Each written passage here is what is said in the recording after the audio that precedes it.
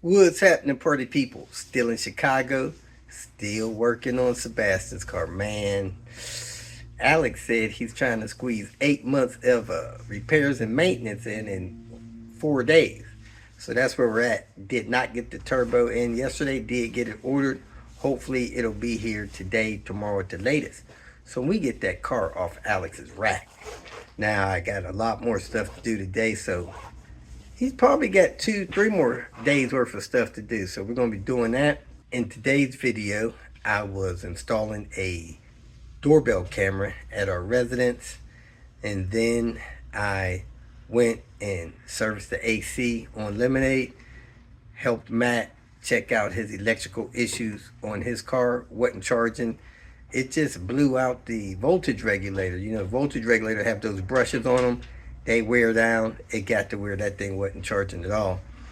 Then the next day, I put 2 days worth of videos on here. I went out and helped James, did a coolant system overhaul, and we also fixed a lot of vacuum issues he had. So his car is running a lot better, and the links to those detailed instructions are in the description area below. So let me get out of here and go get to work on Sebastian's car, trying to get more of that manual conversion and suspension overhaul and all that kind of stuff done. Thanks for watching. Have a great day. Welcome to Hanging Out with Robert. That's me. This video contains things that I encounter throughout the day. If for some reason I complete a task and you would like to see the details, you can click on the link in the description area below. This video also contains tips and tricks that I learned throughout the years. I plan on leaving this video accessible for about 30 days. After that, you can view it through my Patreon account. Thank you very much for watching. In this video, we're going to be installing a Wyze doorbell camera at our property. So let's get started. Here's a quick start guide. I think there's a code I gotta scan to get started. So let me find that and get cracking. Remove your existing doorbell. Access these 2 wires. Attach these wires to these 2 screws, and that should have your doorbell hooked up. Let me check the instructions for what's next. Wires are hooked up. Let's see what's next, because I don't see anything happening here, so we probably got a power issue. They recommend pulling a breaker to this existing box before you go in here messing around and taking a picture of it. I suspect this one is jacked up. That's why it's disconnected. It also doesn't look like it was working properly. I assume that's why. But be careful messing with these wires. May have power in them. Throw the breaker. The instructions say disconnect the front wire from the terminal there. So I'm gonna grab a screwdriver, disconnect that wire. All right, I have the front wire now disconnected. I connected the wire from the front to the black wire on the control box. I have the white wire connected to the front post. It doesn't need to be too tight, just firm so that it don't come loose when you cover stuff back up. Connected the red wire to trans as recommended. Again, don't over tighten it. If you tighten it too tight, it's just going to spread the wire connector, probably cause it to fall off. This completes the wiring. You may want to figure out a way to stow this in this box. It's got some double-sided tape. Put it in there so that you could close the chime thing or put that back on and don't have your wires exposed, and move on to the next step. Since this system was not totally hooked up, I hooked up this loose wire to that trans connection wire. Something was obviously wrong. Let's see if that causes mine to work, because I went down there, hooked up the doorbell, didn't have no flashing light. So I came up here, hooked this wire up to there. Now I do have a flashing light, so let's proceed. Now that I have both wires hooked up, I do have a flashing light. Decide what kind of mount you're going to use. Run the wires through there and screw this against the wall or the other mount, and then attach the wires to the back of the camera. I put the mount on, put the camera up to it, and man, it was a little difficult getting it clipped on the mount, but I got it clipped on. It is very tight, so we should be good to go. And it's flashing blue for some reason, but that's that. Let's go ahead and check our app, see if we got any notifications. I just pushed the button. I heard some kind of noise. Not sure if the doorbell upstairs rang. Alrighty. We have another camera we're going to add to this account. And that camera is there. So let me look that up and get that added. This is how I secured everything in here. Peeled the two-sided tape off of there. Got that there. I'm going to put this cover back on there after I clean it off.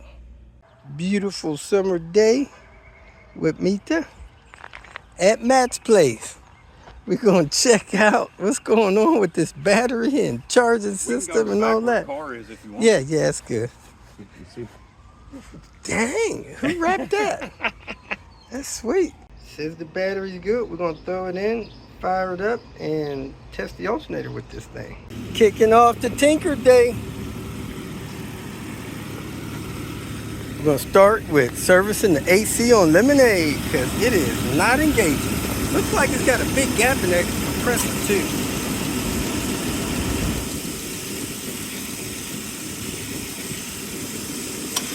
There it is, folks. It's kicking in.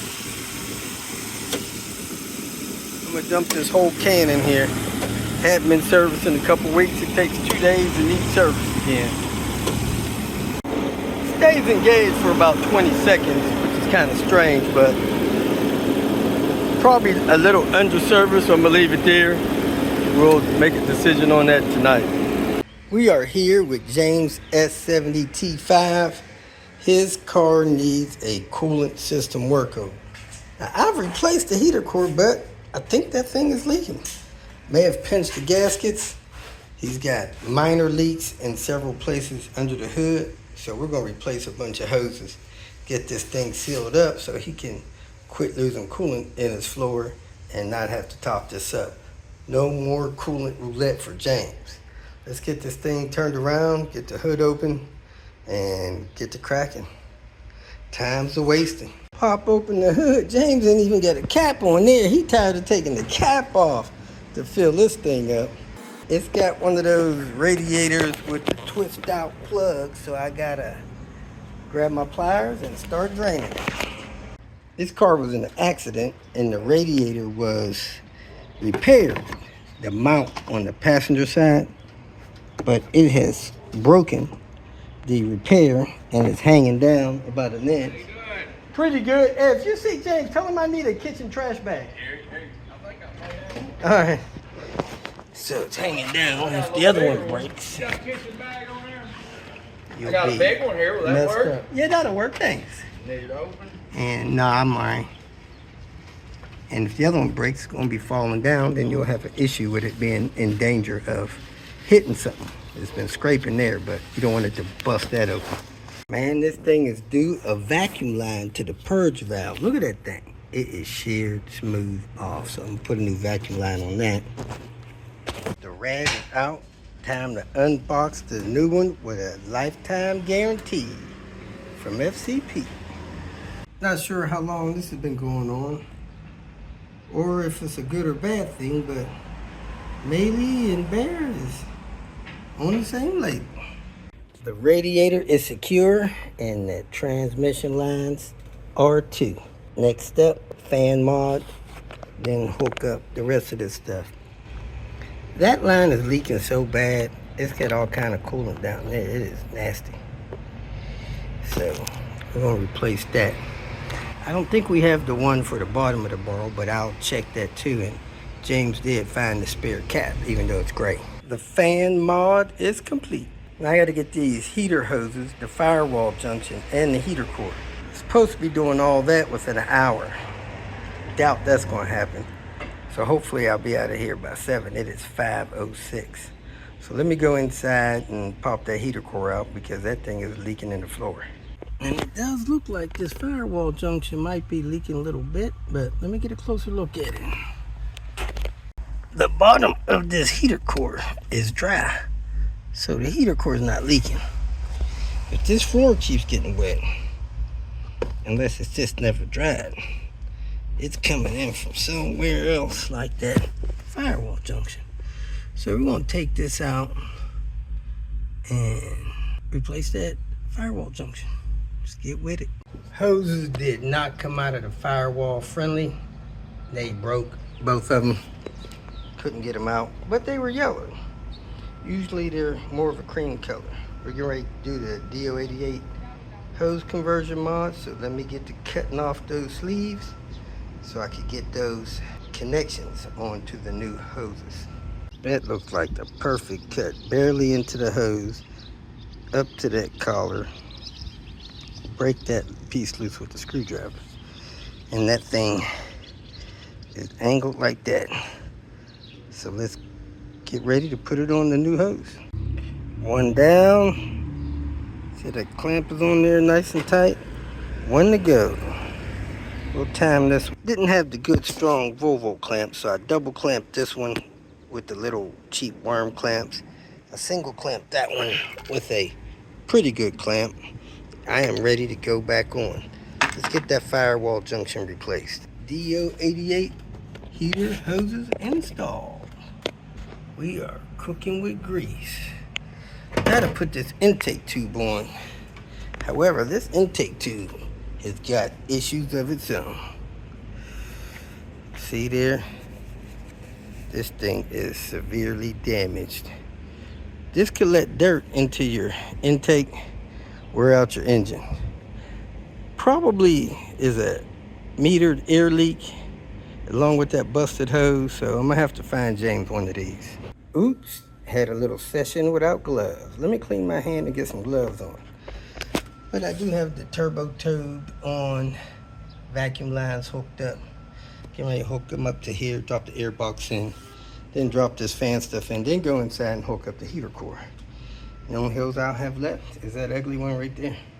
I could not find this tube to the life of me, but I did finally find it under the vehicle.